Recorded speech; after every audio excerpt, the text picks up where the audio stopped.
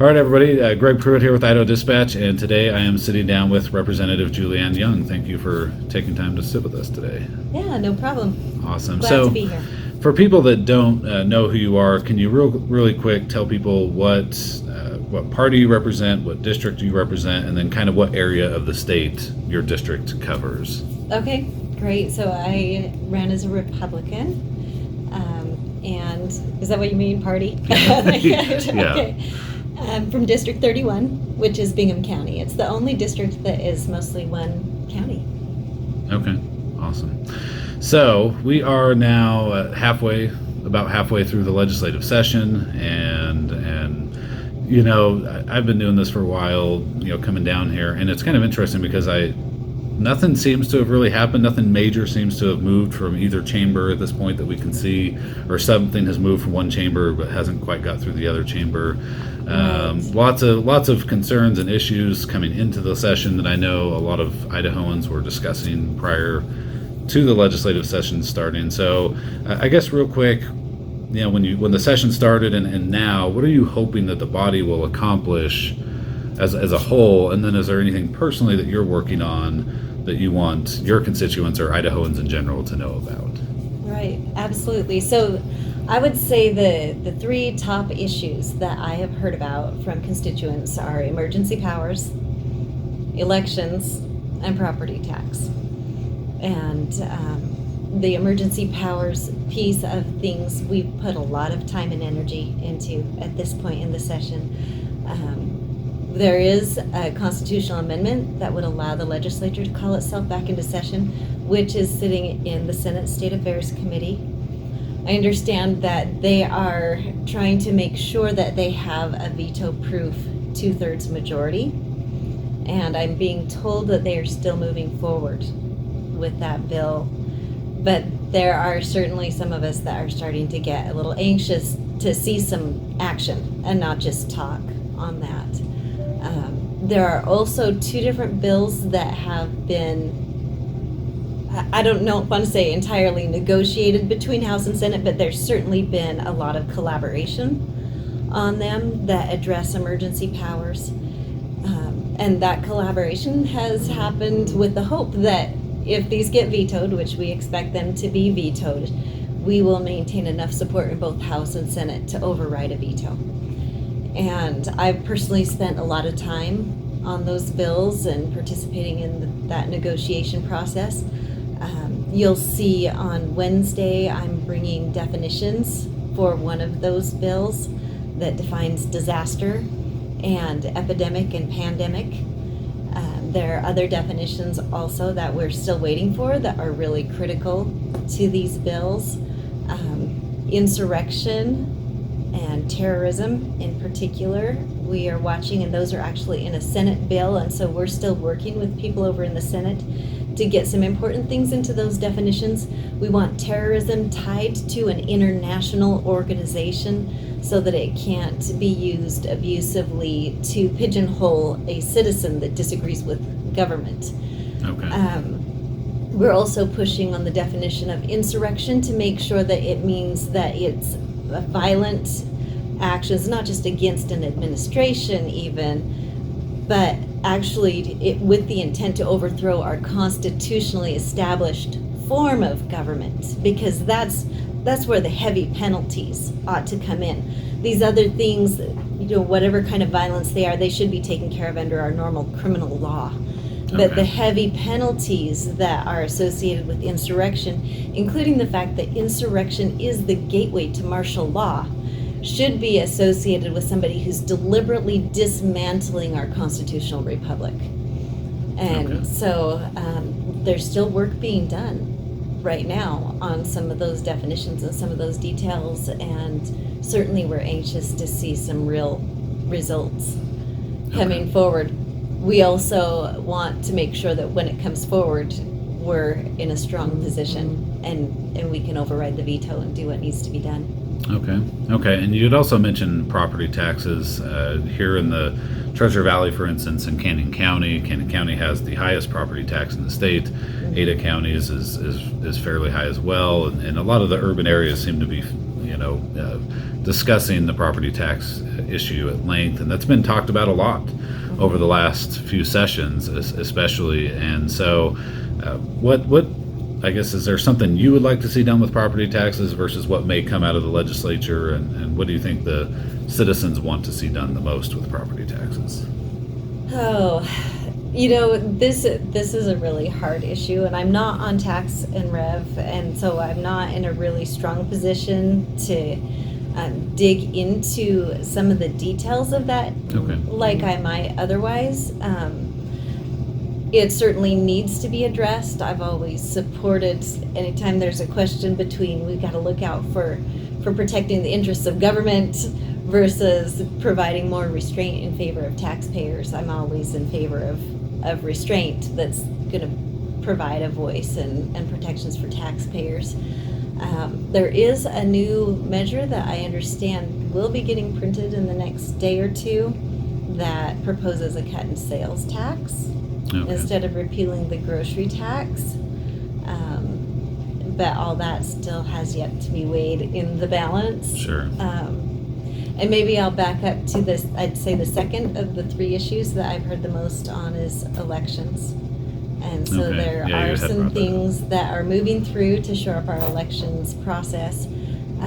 We haven't seen widespread fraud in Idaho that we're aware of, but we want to make sure that our elections are secure and that people can have confidence in what happens here. So one of the things that I am sponsoring for the Secretary of State's office is the ability to do a post-election audit, to randomly select a precinct within a county and then use a different machine or even a hand count to verify the results of that particular precinct. Oh, okay.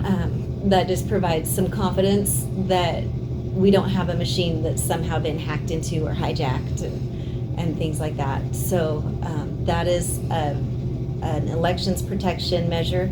A second measure also brought forward by the Secretary of State's office would eliminate the August election. And a lot of our school districts are concerned about this because they hate to lose that other opportunity to run a bond, which, I can understand they're trying to meet needs too from their perspective.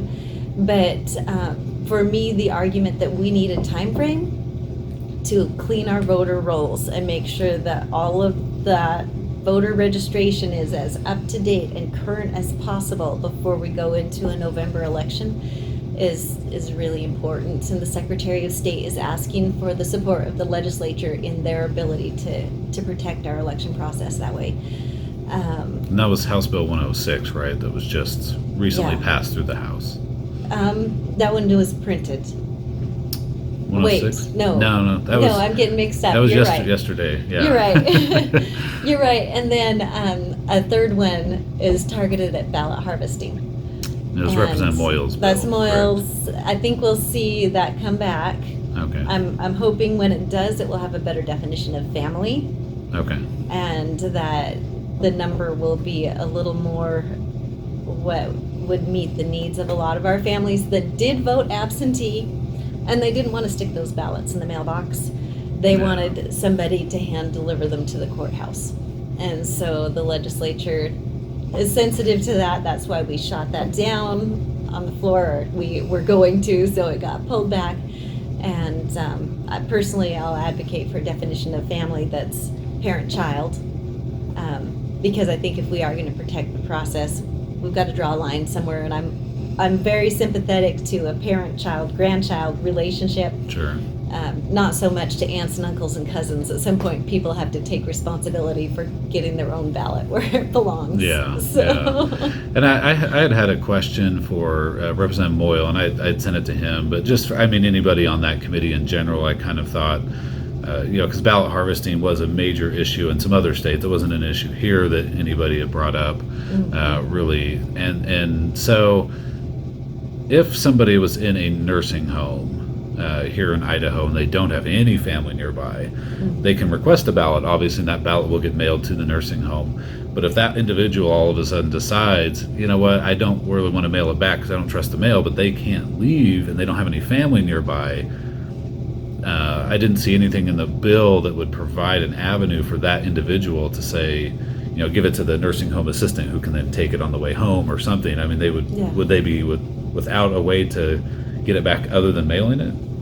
I think that may be the case. They would have to take it to the mailbox, and I would assume Sure. they have a mailbox there at the nursing home, or somebody that's more expert than me could tell you that. Yeah, I don't But know either, but I okay. would think that if they had a mail drop at the nursing home, that an individual could drop it in the mail Sure. drop, and it's a hard situation, but really what we are trying to protect against is the ability of someone else to come in and take advantage of those people, which is another concern, when if you're at a point where somebody else is having to fill your ballot out for you, then you're pretty vulnerable, and we want to protect the process. Okay. So Okay.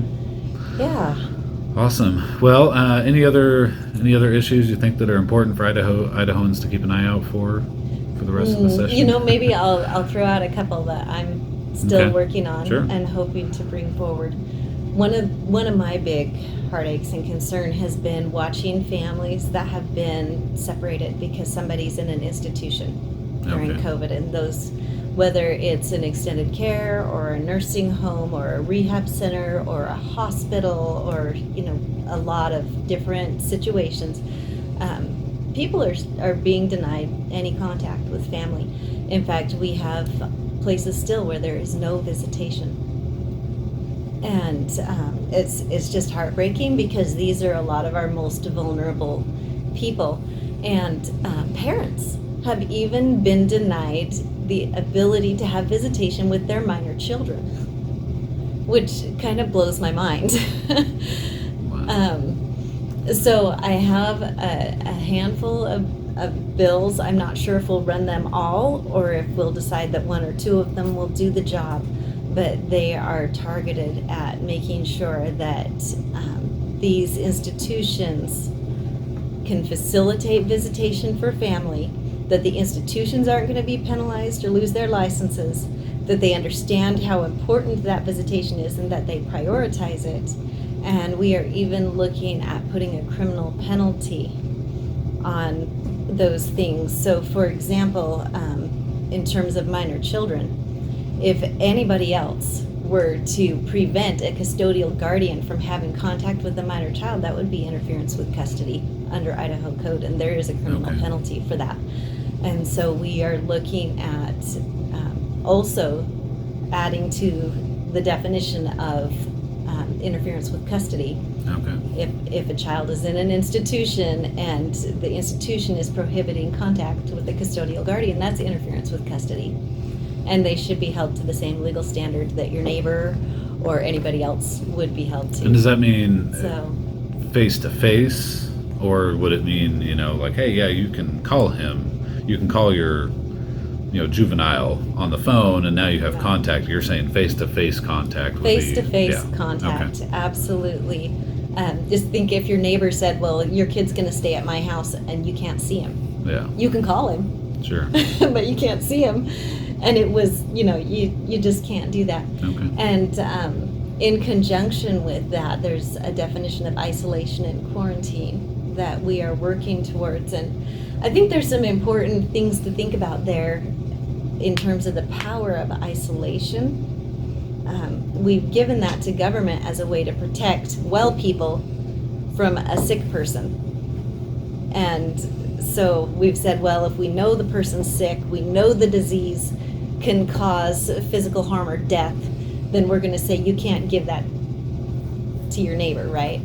But we've had so many situations where people have been sick with COVID, they've been isolated, and their family has been denied opportunities to visit, not because the family's concerned about getting COVID. In some of these situations, the families even had COVID before. They're immune. Yet the institution has this strict no visitation, no contact policy. And the best reason is so they can protect themselves and their staff. Okay. And so part of what I'm going to push for is some language that says, even if somebody is in isolation, even if they are sick, if the person that wants to visit and be with them is willing to accept the risk of that exposure, and they're willing to quarantine 2 weeks, 10 days, whatever it is, isolate themselves to assure that they don't get sick, then they should not be denied the opportunity to be with their loved one. If your spouse is in the ICU with COVID and you want to be by their side and not leave them there to die by themselves, you should have every right to do that. So we're working on those still. Okay, awesome. Well, I appreciate you sitting down with us and then kind of explaining everything, and we'll, hopefully see a lot more movement on a lot of bills throughout the rest of the session, and the fireworks will come at some point, I assume. But so anyway, Representative Young, thank you again. Yeah, no problem.